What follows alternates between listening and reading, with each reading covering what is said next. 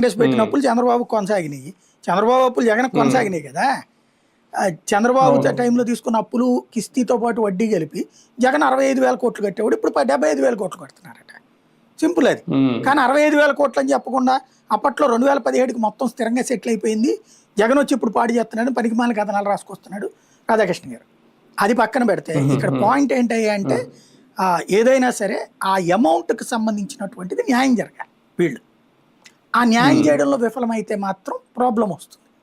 ప్రభుత్వం అనేటటువంటిది జవాబుదారీగా ఉండాలి రైతుకి. ఎస్పెషల్లీ రైతు అనేటటువంటి వాళ్ళది పట్టించుకోవట్లేదు అనుకుంటే ఇప్పుడు విత్తనాలకు సమస్య అవుతుంది, ఎరువులకి సమస్య అవుతుంది, గిట్టుబాటు ధరలకు సమస్య అవుతుంది, సేకరించేటటువంటి చోట సమస్య అవుతుంది, కొన్ని చోట్ల సక్సెస్ అవుతుంది. ఇప్పుడు ఫర్ ఎగ్జాంపుల్ క్రిందటి ఏడాది పత్తి మిర్చి ధరలు పడిపోయి అది నెగిటివ్ అయింది ప్రభుత్వానికి. యాక్చువల్గా అయితే ప్రభుత్వానికి సంబంధం లేదు, అది అంతర్జాతీయ పరిస్థితులకు అనుగుణంగా ఉంటుంది. జగన్ టైంలో బాగా డబ్బులు వచ్చినాయి, వీళ్ళ టైంలో మైనస్.